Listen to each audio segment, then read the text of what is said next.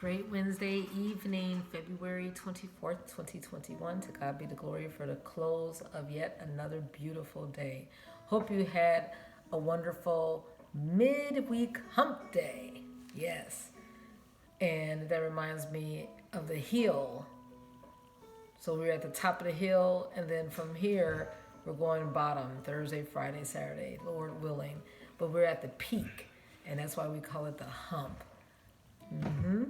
And that reminds me that we're on a journey.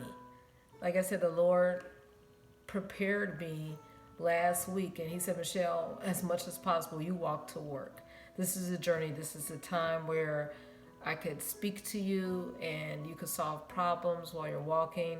And it's almost 2 miles going and 2 miles coming back, but it goes away quickly in 30 minutes, and it's just rich. Well, in Deuteronomy 2, verse 7, it talks about a journey that the Israelites were on. And it said for 40 years. When you look back, I don't know if you're 40 years old. I'm 40 years old and 40 plus. And I can say this in verse 7 that we could put our names as far as the faithfulness of God. And you're going to be able to do this because you're almost half of 40. It says, for the Lord thy God hath blessed thee in all thy works of thy hand. He knoweth thy walking. This journey that we're walking, He knoweth. And even if we can't walk, we're still living day by day, and He has chart our course. So He knoweth thy walking through this great wilderness, right? We might have had some trials, but He knows every turn we're taking. And through this great wilderness, these 40 years, maybe for you it's been 20 years or 50 years. And the Lord my God hath been with thee, with us. Thou hast lacked nothing. Everything that we have needed, He has supplied. And I just thank the Lord. What do you have to say about your journey so far? You're almost at the halfway mark of 40 years. What do you have to say? Has the Lord provided for you? Has He been faithful? I'm ready to see what more life has to offer. Yeah.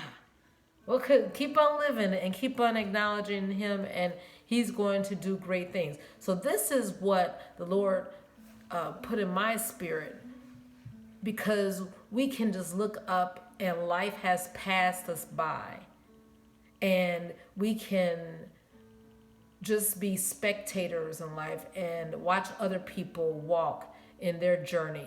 And then before you know it, so many years have passed and we haven't done anything. Well, this is what the Lord wants us to do.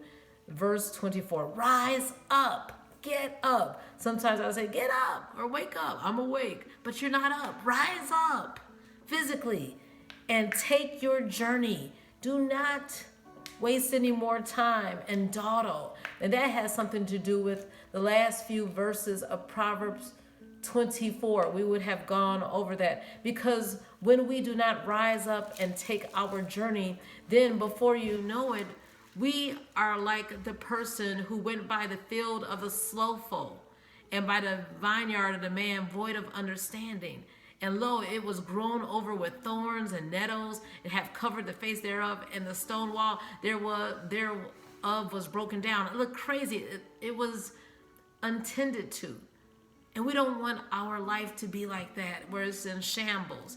And it says that, then I saw and considered it well. I looked upon it and received instruction. And that's what we're to do. We're to observe life and the Word of God and apply it to our daily journey. It says, yet a little sleep, a little slumber, not rising up, not doing what God would have us to do for the short amount of time. And a little folding of the hands to sleep. We're always sleeping. We're always slacking. We're always slothful. So shall thy poverty come as one that traveleth, and as thy want as an armed man. We want to be vigilant and fully woke on our journey. What spoke to you in either book?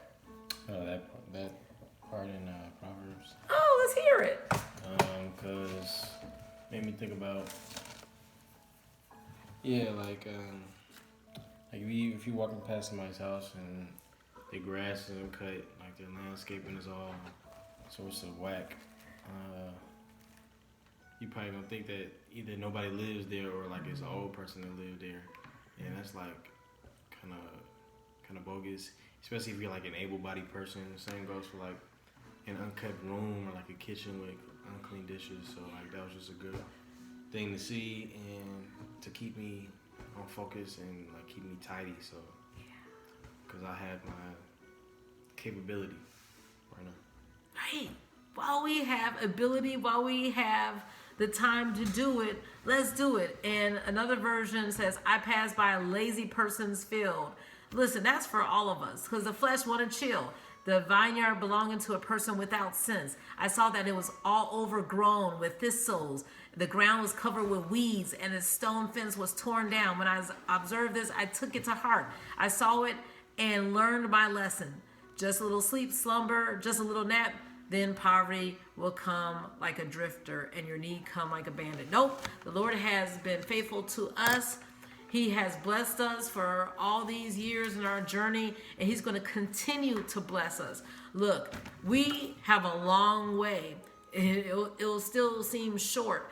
I thought about the long journey as far as the miles that the civil rights, our ancestors walked from Selma to Montgomery. I believe it was 54 miles. I think it was like almost 500 blocks. Then when you think about for the Montgomery bus boycott, almost 380 days. Come on, you all. Let's rise up and take our journey. Let's not get tired. Let's put forth effort for what the road that the Lord has paid for us. Have a wonderful evening preparing to do great things.